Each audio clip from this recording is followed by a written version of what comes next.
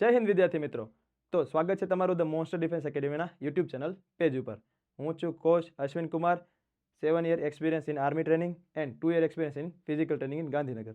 તો અત્યારે આપણે લાસ્ટ વિડીયોની અંદર વાત કરી હતી કે આપણે છેલ્લા વીકની રણનીતિ શું હોવી જોઈએ, છેલ્લા વીકનું શેડ્યુલ, છેલ્લા વીકની અંદર ખોરાક કઈ રીતે લેવાનો છે અને કઈ રીતે પ્રેક્ટિસ કરવાની છે અને કઈ કઈ વસ્તુ અવોઇડ કરવાની છે એ રિગાર્ડિંગ આપણે વાત કરી.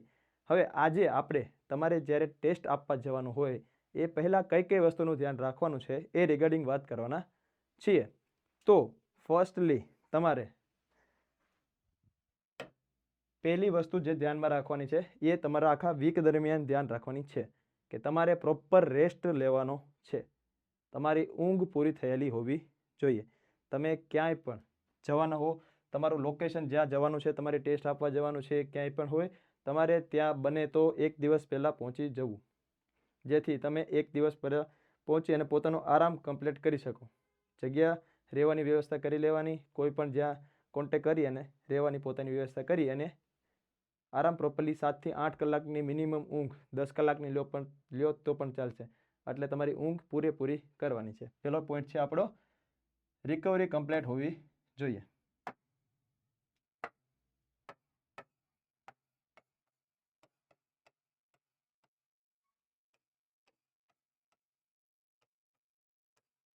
રિકવરી અને સ્લીપ આપણી ડન થયેલી હોવી જોઈએ, જેથી આપણે પોતાના બોડીને આરામથી પુશ કરી શકીએ, થાક ન લાગે અને મેન્ટલી પણ આપણે ફ્રી રહીએ. બીજી વસ્તુ છે કે તમારે રનિંગ પહેલાં કઈ કઈ વસ્તુ ખાવી જોઈએ કે જેનાથી તમને બોડીને એનર્જી પણ મળે અને તમે એની સામે તમને પેટની અંદર ઇસ્યુ ન આવે અને રનિંગ દરમિયાન તમને કોઈ પણ ઇસ્યુ ન આવે. તો બીજો પોઈન્ટ છે આપણો રનિંગ પહેલાં કઈ ડાયટ લેવી જોઈએ.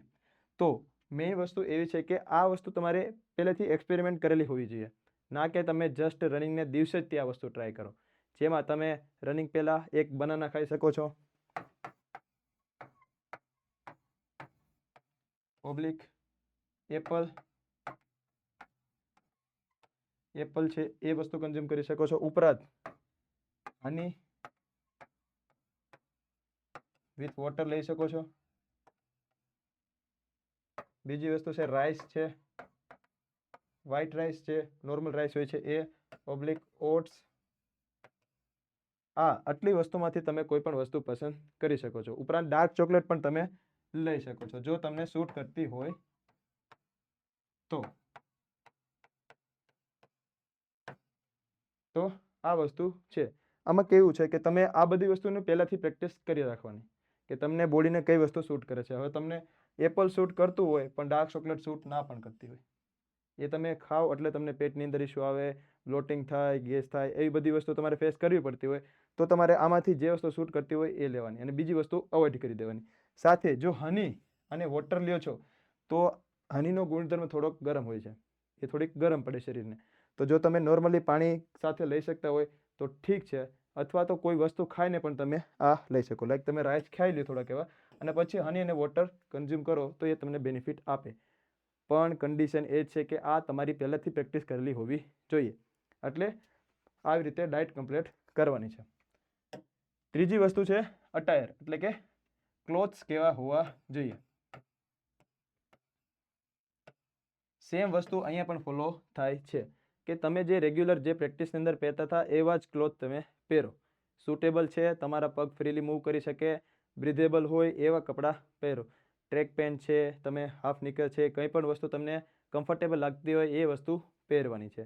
અને સાથે આ વસ્તુની અંદર ધ્યાન એવું રાખવાનું છે કે અત્યારે શિયાળાનો સમય છે, પહેલાં તમે જો તો કોટ કે એવી કોઈ વસ્તુ લઈ જતા હોય તો એ સાથે રાખવી, કારણ કે તમારે ત્યાં કેટલો સમય બેસવું પડે એ હજી તમને પણ આઈડિયા ના હોય. તમારો વારો બેચ 1માં હોય પણ બેચ 1 સ્ટાર્ટ થતાં જ તે કલાક 1.5 કલાક જતી રહેતી હોય તો પછી એ વસ્તુનું તમારે ધ્યાન રાખવું પડે.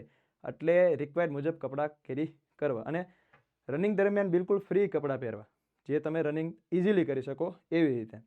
અને સાથે આપણે જે લાસ્ટ વિડીયોમાં વાત કરી હતી કે સાથે શૂઝ જે તમારે છે એ રેગ્યુલર યુઝવાળા હોય છે એ જ પહેરવાના છે, જે લાસ્ટ વિડીયોમાં પણ આપણે વાત કરી ગયા છીએ. અને અત્યારે સેમ વસ્તુ ક્લોથ્સ અને અટાયરની અંદર આ વસ્તુનું ધ્યાન રાખવાનું છે.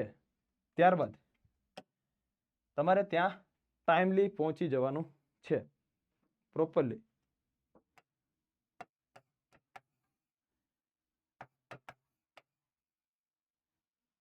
તમારે તમારી જગ્યાએ ટાઈમલી પહોંચી જવાનું છે. પછી એવું ન થાય કે તમે લેટ પહોંચો અને પછી તમારે બીજી બધી વસ્તુ ફેસ કરવી પડે, વાતો સાંભળવી પડે, ત્યાંના સ્ટાફ તમને બીજી કંઈ વસ્તુ કહે, અથવા તો તમારે પછી કોઈ પણ વસ્તુ ફેસ કરવી પડે. એટલે તમારા ટાઈમથી વહેલા ત્યાં પહોંચી જવું.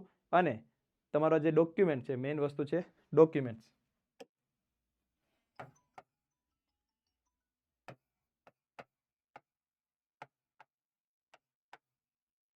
ડોક્યુમેન્ટ્સ પ્રોપરલી કેરી કરવાના. ત્યાં તમારે તમારો કોલ લેટર અને આઈડેન્ટિફિકેશન માટે ઓરિજિનલ આધાર કાર્ડ લઈ જવાનું હોય છે. મેક્સિમમ આ વસ્તુની રિક્વાયરમેન્ટ હોતી હોય છે. એટલે તમારે તમારું આધાર કાર્ડ અને જે કોલ લેટર છે એ લઈ જવાનું રહેશે.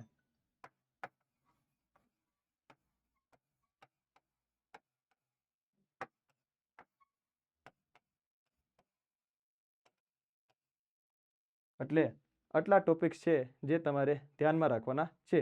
રનિંગ કરતાં પહેલાં તમારે આવી રીતે તૈયાર થઈને જવાનું છે. અને મેઇન વસ્તુ, સૌથી ઇમ્પોર્ટન્ટ વસ્તુ,